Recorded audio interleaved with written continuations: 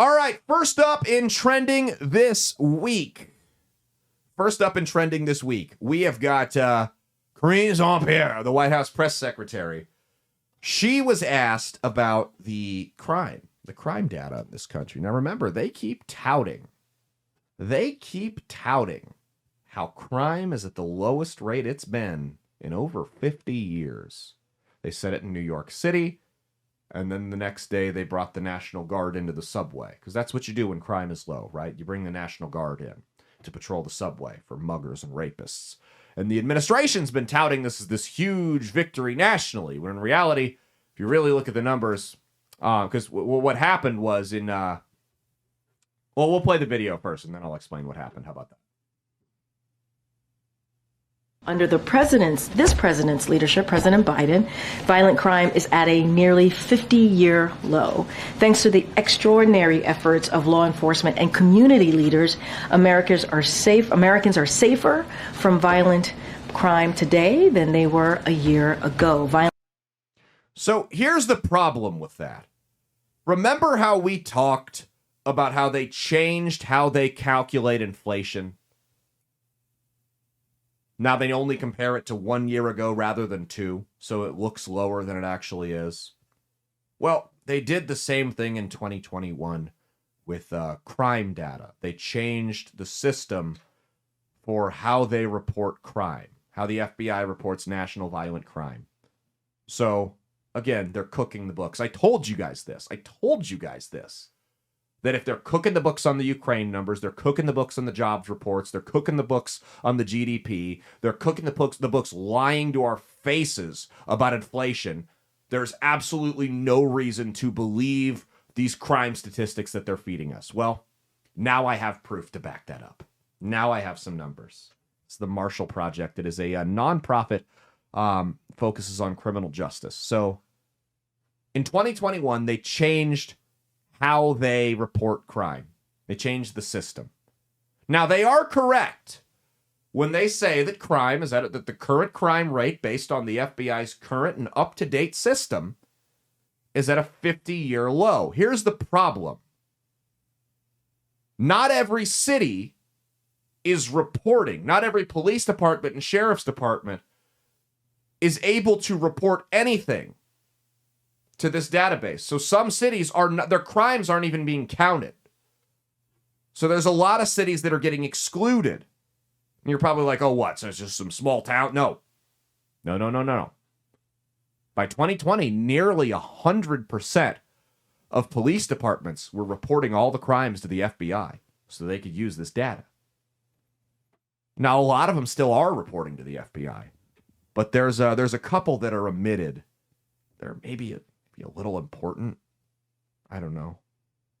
I'll list off a couple cities, Mia. Let me know if these are some big cities that aren't going toward the crime report. Because like I said, they're correct. The current numbers we have are the lowest they've been in 50 years.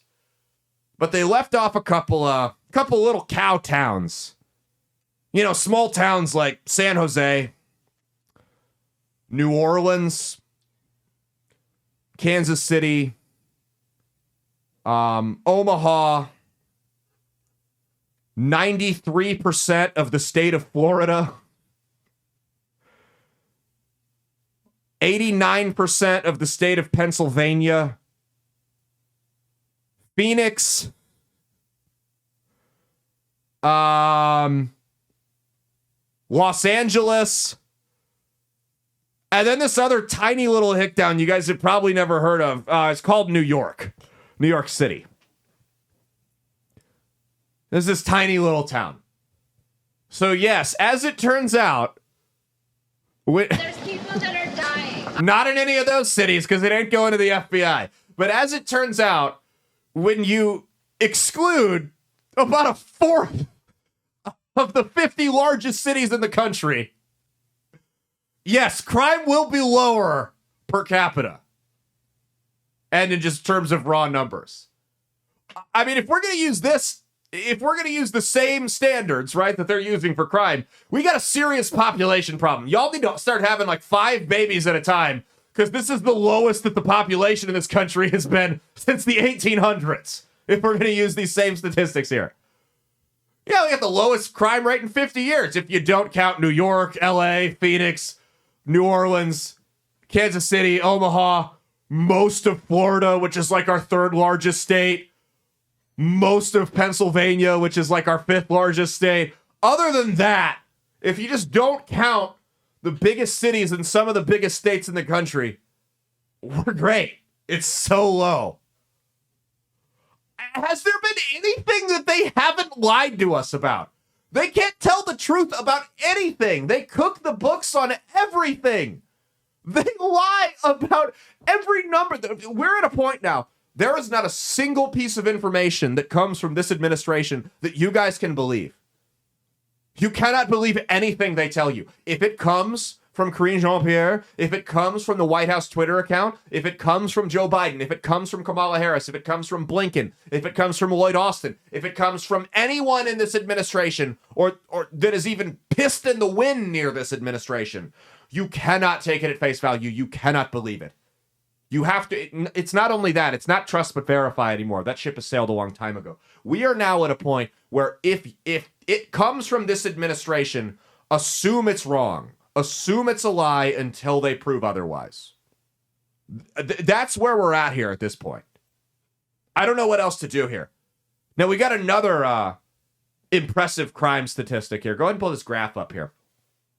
That skyrocketed under President Biden. Yeah, right there. He won't talk about this one for some reason. Trafficking and abuse of migrant children. Hey, thanks for watching. If you liked what you saw, be sure to click the link in the description to get the full episode on Rumble. If you prefer to listen along, you could actually get us on Spotify, Spreaker, and iHeartRadio. You can also go to www.outlawstreamers.com to learn more about not just my show, but tons of other great shows and all the exciting projects they have coming up. Follow my socials at Caleb Isn't Funny on Twitter and Instagram, at Caleb Salvatore Comedy on the Chinese spy app that is TikTok, and be sure to like and subscribe to this YouTube channel. Thanks, and we'll see you every Saturday for brand new episodes of That's Based. Peace.